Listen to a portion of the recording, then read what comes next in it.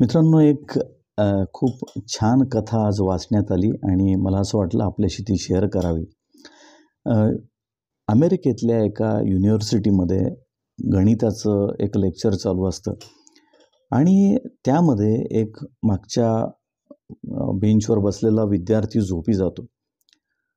जेव्हा त्याला जाग येते त्यावेळेला ते जे लेक्चर असतं गणिताचं ते संपलेलं असतं आणि तो बघतो की फळ्यावर 4 गणितं तिथे मांडून ठेवलेली असतात. त्याला असं वाटतं हा गृहपाठाचा भाग आहे म्हणून तो ती प्रश्न उतरवून घेतो. मध्ये 2 दिवस सुट्टी असते. तो प्रयत्नपूर्वक त्या गणिताचं उत्तर शोधण्याचा प्रयत्न करतो. त्यासाठी काही संदर्भ तो तो शोधतो. तो ग्रंथालयामध्ये जाऊन बसतो. खूप मेहनत तो त्यावर घेतो आणि 2-3 दिवसामध्ये त्याला त्यापैकी एका प्रश्नाचं उत्तर मिळतं.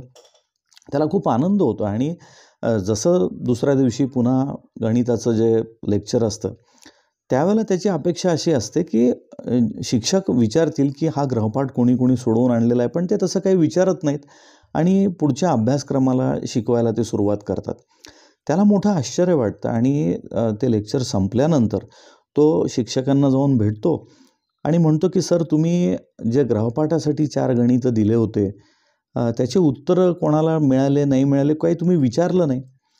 ते त्याच्याकडे आश्चर्याने बघतात. म्हणतात, तू त्या मागच्या लेक्चरला नव्हतास का? मी जी ती गणितं दिली होती ती जगात आजपर्यंत कोणीही त्याचं उत्तर शोधू शकलेलं नाही. असे गणितातले ते काही प्रश्न होते. त्या विद्यार्थ्याला कमालीचा आनंद होतो. तो म्हणतो, सर मला माहीत नाही, पण मी याच्यापैकी एक प्रश्न तो सोडवून आणलेला आहे. त्यांनाही आश्चर्य वाटतं. ते सगळं बघतात आणि खरोखरच त्या विद्यार्थ्यांनी त्या एका प्रश्नाचं तरी उत्तर त्यांनी शोधलेलं असतं. त्यांनाही खूप आनंद होतो. मित्रांनो, हा सगळा प्रकार जो तुम्ही पाहिला, हा जो विद्यार्थी आहे जो पुढे जाऊन खूप मोठा गणितज्ञ झाला, त्याचं नाव म्हणजे जॉर्ज डॅन्झिग.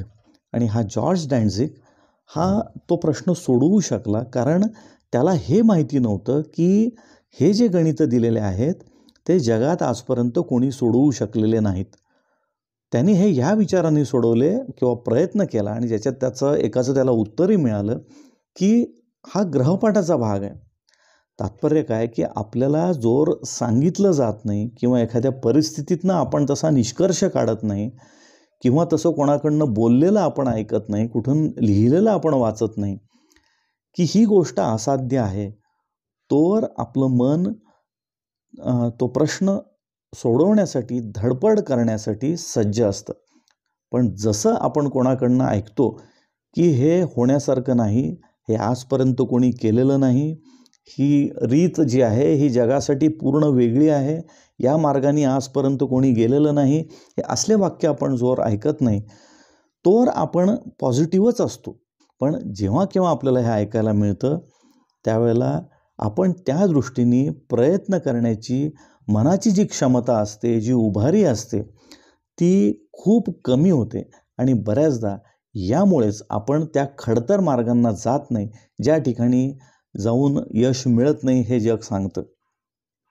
आता याचा उपयोग आपल्या रोजच्या आयुष्यात, रोजच्या अडचणींसाठी, आपल्या लक्ष्यांसाठी कसा करायचा, हा ज्याचा त्याचा प्रश्न आहे.